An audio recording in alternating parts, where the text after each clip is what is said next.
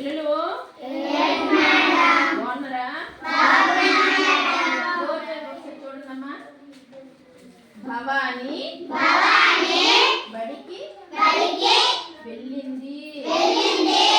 రోనిత బాగా చదువుతుంది. దివ్య గుడికి వెళ్తుంది. అయితే ఆ మూడు వాక్యాలకి చివరన చుక్కలాగా ఉంది. అందరు చూసారా? చుక్కలాగా ఈ వాక్యంకి ఉంది, ఈ వాక్యంకి కూడా ఉంది. మూడు వాక్యాలకి చివరిని చుక్క కనిపించింది కదా అందరికి? మా థర్డ్ క్లాస్ వాళ్ళు వినాలి ఇటు.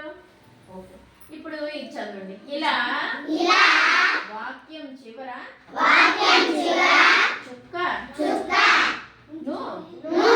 వాక్యాంత బిందువు అంటారు.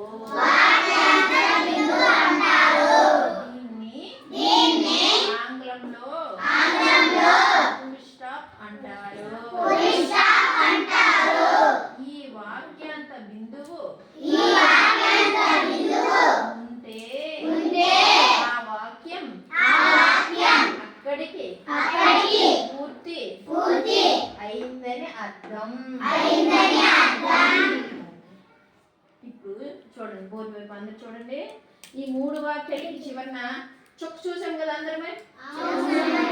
ఇలాగా ఒక వాక్యం చివర చుక్కను చూడండి. ఇలాగా ఒక వాక్యం పూర్తి అయిపోయిన తర్వాత చివరన చుక్క పెడతాం. దాన్ని మనం ఎక్కువగా ఫుల్ స్టాప్ అని వాడతాం. ఫుల్ స్టాప్ పెట్టడం అక్కడ అంటాం. తెలుగులో కానీ, ఇంగ్లీష్లో కానీ, ఈవీఎస్లో కానీ, మ్యాథ్స్లో కానీ ఫుల్ స్టాప్ పెట్టండి అమ్మా అంటాం. మనకి ఎక్కువగా ఫుల్ స్టాప్ అంటే తెలుస్తుంది.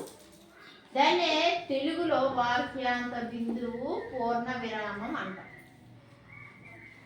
ఫుల్ స్టాప్ అనేది మనకు తెలుసు, కానీ మనకు తెలుగులో దాని పేరు తక్కువగా వాడతాం. వాక్యాంత బిందువు లేదా పూర్ణ విరామ అంటాం. దాన్ని మనం ఎక్కువగా ఫుల్ స్టాప్ అని దీన్నే ఇంగ్లీష్లో ఫుల్ స్టాప్ అంటారు. తెలుగులో వాక్యాంత బిందువు లేదా పూర్ణ విరామం అని అంటారు.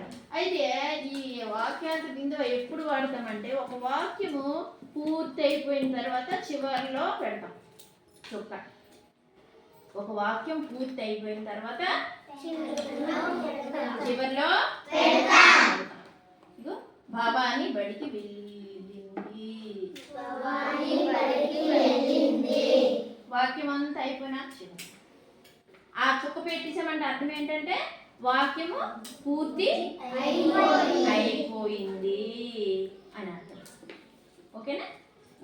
వాక్యాంత బిందువు అంటే ఆ పేరులోనే ఉంది చూడండి. వాక్యం అంటే ఈ వాక్యం అంతం అని ఉంటుంది, ఇందులో ఉంది. వాక్యాంతం అంతం అని వస్తుంది చూసారా? వాక్యాంతం అని అంటే వాక్యం అంతం అయిపోవడం అనేసి అంటే చివర పూర్తయింది అని అర్థం. అంతం అంటే ఏంటి? చివర పూర్తయింది అని అర్థం. అందుకే దానికి వాక్యాంత బిందువు అని అంటారు. దాన్ని ఫుల్ స్టాప్ అని కూడా అంటారు. ఫుల్ అంటే పూర్తిగా, స్టాప్ అంటే ఆగడం, ఆగిపోవడం. పూర్తిగా ఆగిపోవడం అంటే వాక్యం కంప్లీట్ అయింది అని తెలియజేయడం కోసం ఈ ఫుల్ స్టాప్, ఈ చుక్కనే వాడతాం. ఫుల్ అంటే పూర్తి అయిందని కదమ్మా, పూర్తి. స్టాప్ అంటే ఆగిపోవడం అంటే వాక్యం పూర్తి అయిపోయింది, అక్కడ స్టాప్ అవ్వాలని అర్థం. అందుకే ఏదైనా వాక్యము పూర్తి అయిన తర్వాత వెంటనే చుక్కను పెడతాం. ఇలా ఓకేనా? అయితే ఈ కిందన కొన్ని వాక్యాలు ఇచ్చాను, కానీ మధ్యలో ఎక్కడ మనము పెట్టలేదు, ఫుల్ స్టాప్లు అనేవి పెట్టలేదు. నేను చదువుతాను, ఎక్కడెక్కడ ఫుల్ స్టాప్లో మీరు చెప్పాలి. ఒక అడవిలో కుందేలు ఉంది, అది ఆడుకుంటూ కాలు జారి పడింది, కాలికి దెబ్బ తగిలింది. నేను అంతా కలిపి చదివేశాను. నాకు తెలిసినట్టు చదివాను. అయితే ఫుల్ స్టాప్ ఎక్కడ అనేది మీరు చెప్పాలి. ఎవరన్నా చెప్తారు? రా దివ్య, రా దివ్య. ఫుల్ స్టాప్లో పెడుతుంది చూడండి ఒకసారి. ఒక అడవిలో కుందేలు ఉంది. వాక్యం పూర్తి అయిపోయింది అడవిలో. ఓకే, నెక్స్ట్ ఇంకెక్కడ? అది ఆడుకుంటూ, నువ్వు చదువు. అది ఆడుకుంటూ కాలు జారి పడింది. Very good. అక్కడ నెక్స్ట్ కాలికి దెబ్బ తగిలింది.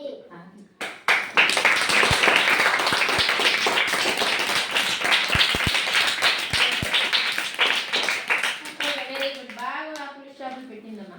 అంతే కదా? ఒక వాక్యం పూర్తయిన వెంటనే ఫుల్ స్టాప్ పెట్టారు. ఇలాగా మనము ప్రతి లెసన్లోని ఏ లెసన్ చదివినా ప్రతి లెసన్లో ఫుల్ స్టాప్ అనేది కనిపిస్తుంది. ఫుల్ స్టాప్ రాగానే మనం అక్కడికి ఆపాలి.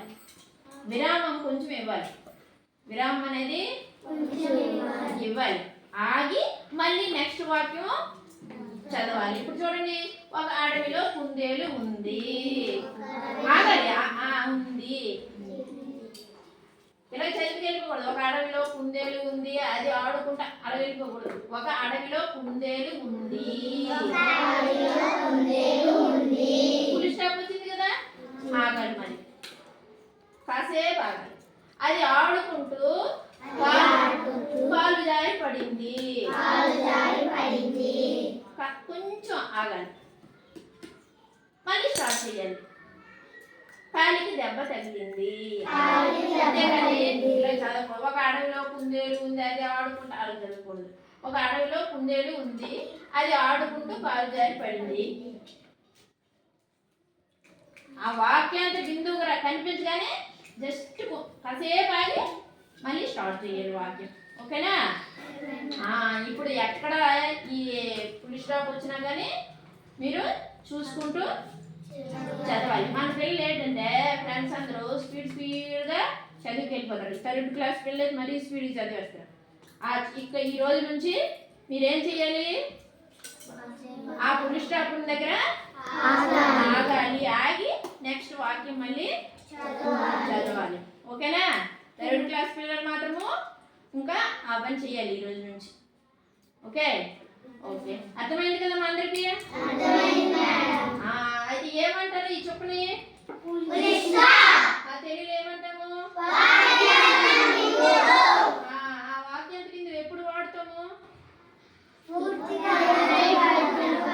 Very good, very good. వాక్యం పూర్తయిన తర్వాత చివరన ఫుల్ స్టాప్ రాస్తాం. ఓకేనా? Okay, thank you.